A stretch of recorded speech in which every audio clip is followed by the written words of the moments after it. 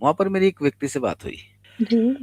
व्यक्ति 37 साल का है, डिप्रेशन में चला गया था, डिप्रेशन से बाहर आया। और आज की डेट पे उस व्यक्ति ने, ना तो उसकी शादी हुई है, ना उसकी कोई गर्लफ्रेंड है, ना कोई बात है, क्योंकि किसी पादरी ने उसे कह दिया था कि ये सब पाप है। और पाप उसके भीतर इतना ज्यादा घुस गया कि उसका सामान्य जीवन भी खत्म हो गया। रिलेशनशिप पाप है? जैसे वो कह रहा है कि 37 साल का है वो, जी। और वो अगर किसी स्त्री को देखता है या आकर्षित होता है तो उसके मन में पाप का भाव आता है कि ये पाप है।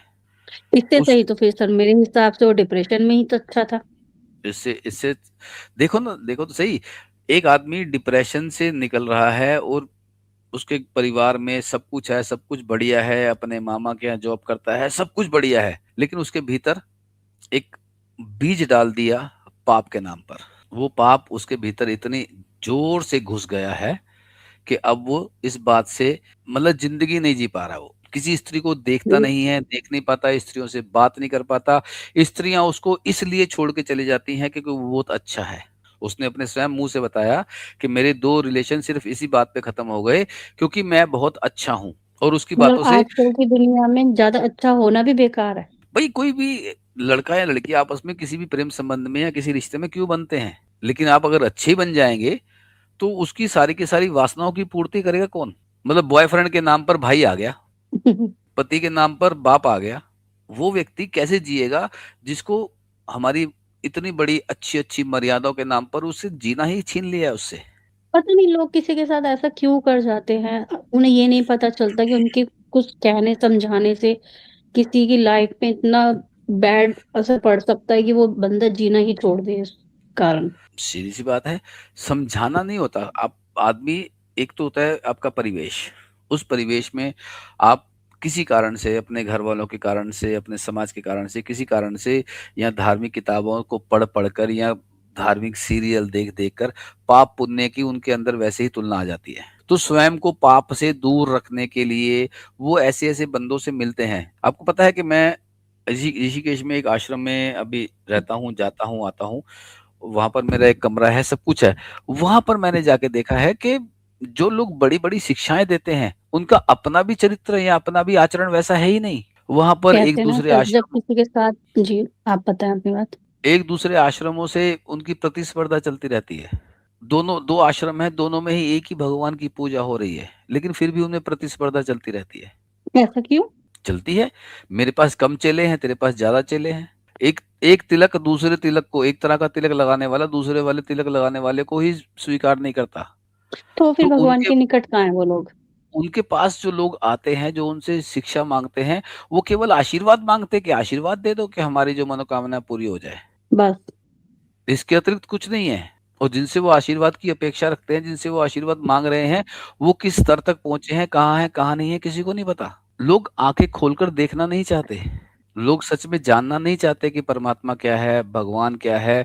हमारे को भगवान के नाम पर क्या क्या परोस दिया गया है जिस पे हम आज तक विश्वास करते चले आ रहे हैं। और आज सच में मुझे ऐसा बिल्कुल नहीं लग रहा कि हम किसी विषय पे बात कर सकते हैं, क्योंकि आप भीतर से ऐसा आ ही नहीं रहा। अभी मैं ड्राइव करके आ रहा हूँ, तकरीबन कैसे मैंने 1 बजे चला था, अभी मैं पहुंचा हूँ तकरीबन 9 बजे करीब, क्योंकि मैं ड्राइव बिल्कुल आराम आराम से करता हूँ। तो अभी बोलने का भाव ही नहीं आ रहा, लेकिन क्योंकि शेड्यूल है कि हमने बात करनी है, इसलिए मैं बात कर रहा हूँ। जी।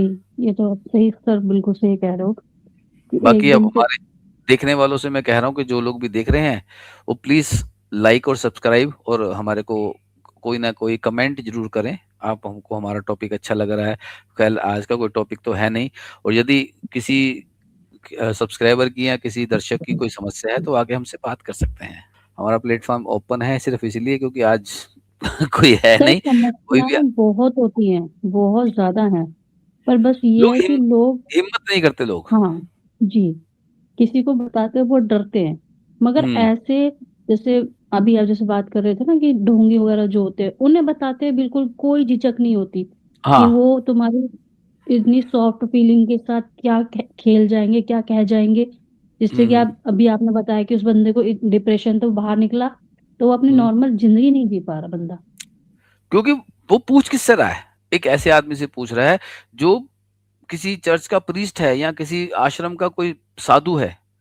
ऐसे लोगों से पूछोगे जिंदगी जीने के बारे में तो वो आपको वैराग्य ही तो सिखाएगा, वो आपको पाप ही तो कहेगा। जो उनके पास है वो ही दे देगा वो। वो जो उनके पास है वही दे देगा कि मैं झेल रहा हूं तू भी झेल। साधारण जीवन कौन नहीं जीना चाहता? जी बिना बिल्कुल, दुख सभी के जीना कौन चाहते नहीं हैं। चाहता? दुख है क्या? प्रतिस्पर्धा, कंपैरिजन, यही तो दुख है। उसके पास है मेरे पास नहीं है, यही तो दुख है। और उसी में उसी के लिए लोग आशीर्वाद देते हैं कि जा तेरे पास भी हो। लोग मांगने क्या जाते हैं? मंदिर में, मस्जिद में, गुरुद्वारों में, गिरजाघरों में लंबी लंबी लाइनें लगी हुई हैं आशीर्वाद पाने के लिए कि जो मैं चाहता हूं वो हो जाए। एक मांग है जो पूरी नहीं होती। एक मांग है जो शांति मांगिए, सुख मांगिए, समृद्धि मांगिए, आनंद मांगिए। बस उनमें से कुछ मांगना नहीं है। मुझे ये दे दो, मुझे वो दे दो, मुझे आखिर में आके मन की शांति मांगते हैं। मन की शांति के पीछे कारण देते हैं कि ये मिल जाएगा तो मन शांत हो जाएगा, वो दे दीजिए, बात खत्म। अभी हमारे को कुछ लोग देख रहे हैं, आपसे रिक्वेस्ट है कि प्लीज कमेंट सेक्शन में कमेंट कीजिए। जो भी आपने कमेंट करना है वो कीजिए ताकि हमारे इस चैनल को थोड़ा सा बूस्ट मिले और लोग इसमें जुड़े, आके अपनी बात कहें, ताकि हमारे पास भी थोड़ा सा कंटेंट हो बात करने के लिए। क्योंकि ऐसे ही बेकार में बातें करते रहना, चुप रहना, ये समझ नहीं आ रहा।